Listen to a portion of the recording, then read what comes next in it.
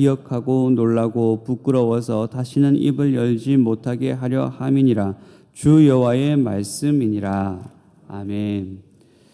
우리는 오늘 이 16장 말씀을 우리가 길게 읽었는데요. 우리가 계속해서 에스겔서를 묵상하는데 사실 이 에스겔서는 우리가 읽을 때 막 그렇게 감격이나 은혜가 되는 책이 아닙니다. 왜냐하면 계속해서 지금까지 우리가 살펴봐서 알듯이 그 가운데 이제 그 내용만 놓고 보면 계속해서 이 심판에 대해서 이야기를 하고 있기 때문에 그래요. 오늘 우리가 읽은 이 16장도 마찬가지입니다. 16장은 굉장히 길게 기록이 되어 있지만 그 내용은 굉장히 사실은 단순한 내용입니다. 이스라엘이 하나님의 은혜를 저버리고 우상과 이방을 섬겼다라는 것입니다. 그래서 하나님께서 그 이스라엘로 하여금 수치를 당하게 하시겠다. 이것이 16장의 전체적인 내용입니다. 이것을 비유로 설명하고 있기 때문에 우리가 이것을 읽을 때 막 이렇게 쉽게 우리가 이해되거나 와닿지 않는 이유가 바로 여기에 있습니다. 그런데 이제 이 16장의 대략적인 내용은 이렇습니다. 16장에서 하나님의 말씀이 에스겔에게 임하는 것으로 시작합니다. 그리고 그 예루살렘, 이스라엘을 의인화해서 설명하기 시작합니다. 3절에 보시면 예루살렘의 근본이 무엇인가? 예루살렘의 고향은 가나안이요 아버지는 아모리 사람이요 어머니는 헷 사람이다 라고 설명하고 있습니다. 이것은 실제로 이스라엘이 역사적으로 그렇다라는 것이 아니라 비유적으로 표현하고 있는 것이죠. 그러니까 이스라엘 민족이 원래부터 그 이스라엘 민족이 거룩한 민족이 아니었다라는 거예요. 그 근본만 따져 들어가자면 사실은 가나안 사람들과 이스라엘이 별반 다른 차이가 없다라는 것입니다.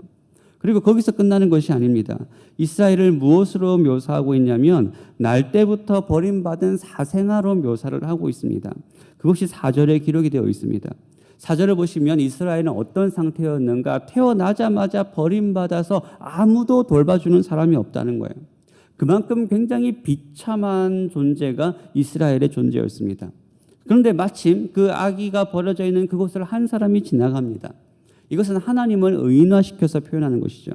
그래서 피투성이가 되어 있는 그 아이를 살려줍니다. 살려주는 것으로 끝나는 것이 아니라 8절을 보시면 이렇게 기록이 되어 있습니다. 내가 내 곁으로 지나며 보니 내 때가 사랑할 만한 때라. 내 옷으로 너를 덮어 벌거벗은 것을 가리고 내게 맹세하고 언약하여 너를 내게 속하게 하였느니라. 나 주 여호와의 말이니라. 그러니까 내 옷으로 너를 덮었다라고 되어 있습니다. 이것은 구약에서 신랑이 신부와 결혼할 때 쓰는 표현들입니다. 룻기에서도 보아스가 룻을 자신의 옷으로 덮었다라는 기록이 있습니다. 그리고 이제 결국 보아스가 룻과 결혼을 하잖아요. 마찬가지로 하나님께서 벌거벗은 이스라엘에게 자신의 옷으로 덮어주어서 이스라엘의 수치를 가려주십니다. 그리고 이어서 그 이스라엘과 언약을 맺었다, 내게 속하게 되었다라고 그렇게 표현을 하고 계십니다. 그러니까 여러분, 이스라엘의 원래 신분은 뭐였어요? 이스라엘이 하나님으로부터 구원을 받기 이전 그 원래 신분은 애굽의 노예였습니다. 하나님께서 이스라엘을 그냥 두시면 이스라엘은 그냥 평생 노예로 살아갈 수밖에 없는 그 비참한 현실이 바로 이스라엘의 원래 모습이었습니다. 그럼에도 불구하고 하나님께서 이스라엘을 구원하셨어요. 구원하셨을 뿐만 아니라 노예였던 그들의 수치를 회복시켜 주십니다. 수치를 회복시켜 주실 뿐만 아니라 그 백성과 언약을 맺으십니다. 언약을 맺어서 하나님의 백성으로 삼아 주시는 거예요. 그리고 하나님께서는 그 이스라엘을 자신의 신부요 하나님의 언약 맺은 언약 백성으로 하나님께서 이스라엘을 그렇게 맞이해 주시는 것입니다. 그래서 9절 이하에서는 그렇게 구원받은 이스라엘의 영광이 어떤 영광인가를 쭉 설명하고 있습니다. 그래서 궁극적으로 13절 마지막에 가서는 이스라엘이 왕후의 지위에 올랐다라고 기록하고 있습니다. 왕후, 왕비, 왕의 아내가 된 것입니다. 그러니까 하나님께서는 사생아를 데려다가 자신의 아내로 삼을 뿐만 아니라 그 아내를 왕후로 삼아 주신 거예요. 길거리에 버려져서 비참하게 죽을 수밖에 없었고 그 어디에도 소망이 없었고 내일이 없었던 인생을 하나님께서 정반대로 한 나라의 왕후로 되는 그 은혜를 베풀어 주신 것입니다. 그러니까 이것이 비유적으로 이스라엘이 받은 은혜의 가치라는 거죠. 그런데 우리가 살펴봐서도 알듯이 이스라엘은 원래 이런 은혜를 받을 만한 전혀 자격이 없었던 존재였어요. 그냥 소망 없이 죽음을 향해서 달려가던 그런 존재였습니다. 비참함과 수치가 그들의 운명이었습니다. 그런데 하나님께서 그들을 불쌍하게 여기신 거예요. 그들을 불쌍하게 여겨서 그들에게 은혜를 베푸시고 언약을 맺으셨습니다. 하나님 스스로가 이 언약 안으로 들어오신 거예요. 하나님은 이스라엘을 구원하실 아무런 의무도 없었고 책임도 없으셨어요. 그냥 죽어가는 그 모습대로 내버려둬도 아무도 뭐라 할 수 없는 것이 이스라엘의 그런 현실이었습니다. 아무런 유익도 없고 아무런 의무도 없지만 하나님께서 그 백성들에게 은혜 베푸시기를 기뻐하시고 그 백성들을 구원하셨어요. 구원하셨을 뿐만 아니라 그 백성을 자신의 신부로 삼으시고 하나님의 백성으로 삼아주신 것입니다. 그래서 14절을 보시면 그 백성의 화려함으로 말미암아 그 백성의 명성이 이방에까지 퍼져갔다라고 그렇게 기록이 되어 있습니다. 그러니까 죽을 수밖에 없어서 비참한 그 운명이 영광과 존귀의 신분으로 바뀌어지게 된 것입니다. 그러면 여러분, 한 백성, 한 사람이 이런 은혜와 이런 영광을 얻었다면 그러면 어떻게 살아가는 것이 마땅한 삶일까요? 그 은혜에, 받은 은혜에 합당한 삶을 살아가는 것이 누구나 이런 은혜를 경험한 사람이 그렇게 살아가는 것이 당연한 것입니다. 그런데 이스라엘은 어떻게 합니까? 15절을 보시면 그러나라는 말로 시작을 하고 있습니다. 그러나라는 말로 시작을 하고 있다는 것은 벌써부터 뭔가 불안한 일들이 이제부터 시작된다라는 것을 알 수 있습니다. 이어서 뭐라고 하고 있냐면 내가 내 화려함을 믿고 내 명성을 가지고 행음했다라고 되어 있습니다. 그러니까 해피엔딩으로 끝나야 될 드라마가 지금 다시 이제 막장 드라마가 다시 시작되고 있는 거예요. 15절부터 34절까지는 이스라엘이 그 행음에 대한 이야기를 강조하고 있습니다. 그래서 여기서 행음이라는 단어가 18번이나 반복해서 계속해서 등장할 정도로 이것을 굉장히 심각하게 다루고 있습니다. 왕후로 부름받은 하나님의 신부로 부름받은 이스라엘이 마치 몸을 파는 창기와 같이 바뀌어져 버린 거예요. 하나님이 주신 은혜대로 그 영광대로 살아가는 것이 아니라 자신의 욕망을 위해서 자신의 욕심을 위해서 살아가는 것입니다. 그래서 이스라엘이 행한 행음은 크게 두 가지로 등장합니다. 첫 번째로는 하나님이 아닌 우상을 숭배하는 거예요. 그것이 15절부터 22절까지 기록이 되어 있습니다. 16절에 내가 내 의복을 가지고 너를 위하여 각색으로 산당을 꾸미고 거기에서 행엄하였나니 이런 일은 전무후무하니라. 이스라엘은 하나님의 성전이 아니라 우상의 산당을 아름답게 꾸미고 우상을 섬기기 시작합니다. 17절 이하부터는 하나님께서 이스라엘에게 선물로 주신 것들로 하나님을 섬기는 것이 아니라 우상을 섬기고 있다라고 고발하고 있습니다. 왜 이런 일이 발생하는가? 왜 이런 일이 발생할까요? 22절에 보시면 내가 어렸을 때 벌거벗은 몸이었으며 피투성이가 되어 발짓하는 것을 기억하지 아니하였기 때문이다라고 이야기를 하고 있습니다. 이스라엘이 우상 숭배를 하는 이유는 무엇인가? 왜 그렇게 되었는가? 기억하지 못하기 때문이라는 것입니다. 그들이 받은 은혜가 무엇인지 기억하지 못하고 잊어버렸기 때문입니다. 그런데 신명기서를 보시면 신명기서는 모세가 가나안 땅을 앞두고 마지막으로 자신의 목숨을 다하여 그 백성들을 향하여서 하는 설교가 신명기인데 그 신명기의 핵심이 무엇이냐면 한마디로 하면 하나님의 은혜를 기억하라라는 것입니다. 하나님께서 너에게 베푸신 은혜가 무엇인지를 기억하고 하나님께서 너에게 말씀하시고 주신 계명이 무엇인지를 기억하라 잊지 말라가 신명기의 핵심이었습니다. 그런데 이들은 결국 그 땅에 들어가서 그 모든 것을 잊어버렸다라고 기록을 하고 있습니다. 왜 잊게 될까요? 왜 이것을 잊어버릴까요? 이들이 하나님의 은혜를 잊어버린 이유는 결국은 하나님과의 관계가 멀어졌기 때문입니다. 하나님을 가까이 하지 않은 결과가 결국은 하나님을 버리고 우상을 섬기게 된 거예요. 우리도 마찬가지입니다. 우리도 살아가다가 예배가 멀어지고 말씀이 멀어지고 기도가 멀어지게 되면 결국 지금은 우리가 은혜 받아서 하나님을 찬양하고 기뻐하면서 감사와 감격 속에서 살아갈지는 몰라도 하나님과의 관계가 멀어지고 그것을 기억하지 못하고 희미해지는 순간부터 우리는 어떻게 변할지 모르는 것이 우리의 현실입니다. 그래서 우리는 어떻게 해야 될까요? 날마다 깨어 있어야 됩니다. 날마다 힘써 우리의 모든 의지를 다하여 하나님께 가까이 나아가야 되는 거예요. 말씀의 자리, 기도의 자리, 예배의 자리를 우리가 목숨과도 같이 생각해야 되는 이유가 바로 여기에 있습니다. 여기에서 나오는 이스라엘 백성들의 행동이 우리와 다르겠습니까? 이들이 우리와 다릅니까? 근본이 똑같습니다. 그렇기 때문에 우리가 방심하고 우리가 마음을 느슨하게 가지기 시작하는 그 순간부터 우리는 바로 이스라엘 백성들이 잘못했던 그 잘못을 우리도 그렇게 살아갈 수가 있는 것입니다.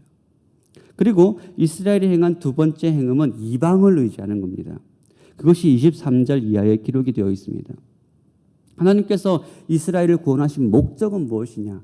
이스라엘이 하나님만 의지하는 것입니다. 하나님만 의지하는 하나님의 백성, 하나님의 언약 백성으로 삼으시기 위하여 이스라엘을 구원하셨습니다. 그런데 이스라엘은 눈에 보이지 않는 하나님이 아니라 눈에 보이는 이방을 의지하기 시작합니다. 이것은 하나님에 대한 명백한 불신앙의 행위입니다. 그래서 26절에 내 이웃나라 애굽 사람과 음행했다. 28절에 또 아수르 사람과 행음했다. 29절에 갈대아 그러니까 바벨론까지 심히 행음했다라는 말이 계속 반복됩니다. 이스라엘의 정체성이 뭐라고요?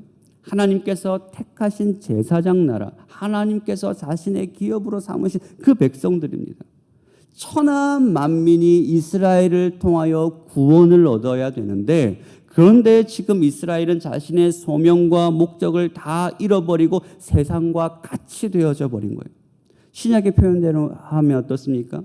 예수님께서 우리를 부르신 목적이 세상의 빛이요 소금으로 부르셨는데 그 빛을 잃어버리고 소금이 짠맛을 잃어버리게 된 것입니다. 그러면 이들이 그렇게 하는 이유는 또 무엇인가? 30절 마지막이 뭐라고 끝이 나냐면 내 마음이 어찌 그리 약한가라는 말로 끝이 납니다. 왜 이렇게 되었는가? 왜 이스라엘이 이방을 의지하게 되었는가? 그들의 마음이 약했기 때문이다라는 것입니다. 이것을 좀 더 직접적으로 번역하면 그 마음이 병들었기 때문이라는 것입니다. 그럼 이들의 마음은 왜 병들게 되었을까요? 눈에 보이는 것이 전부라고 생각하기 때문에 그래요. 자신들이 경험되어지는 것이 전부라고 생각되기 때문에 그렇습니다. 자신들의 생각과 자신들의 세계관이 전부라고 생각하기 때문에 그렇습니다.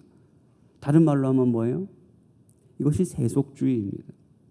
세상의 기준이 교회 안으로 들어오는 것이 세속주의입니다. 오늘날도 마찬가지죠. 오늘날도 너무나 많은 사람들이 그 심령이 병들어 있습니다. 세상을 두려워하는 거죠. 세상을 부러워합니다. 그래서 세상을 의지하게 되는 거예요. 세상의 가치관대로 살아가는 것입니다.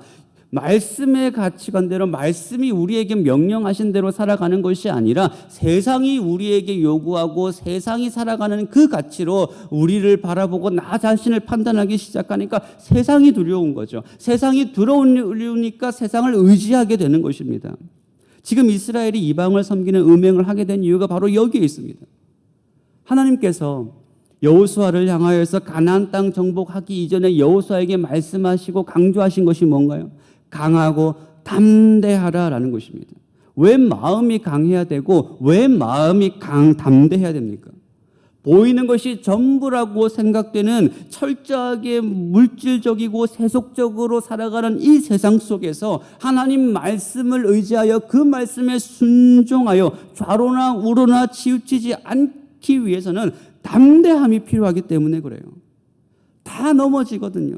다 보이는 것이 전부라고 생각하고 경험되어지는 대로 그냥 생각해버리고 눈에 보이는 대로 판단해버리기 때문에 그렇습니다. 그렇기 때문에 하나님께서는 이 세상과의 전쟁, 가나안과의 전쟁을 앞두고 있는 여호수아를 향하여 강하고 담대하라는 말을 3번씩이나 강조하는 이유가 바로 여기에 있는 거예요. 여러분, 강하고 담대하시기를 바랍니다. 하나님을 의지하시기를 바랍니다. 여러분, 눈에 보이는 것이 전부가 아니에요. 세상의 소리가 전부가 아닙니다. 우리가 경험되어지는 것이 전부가 아니에요.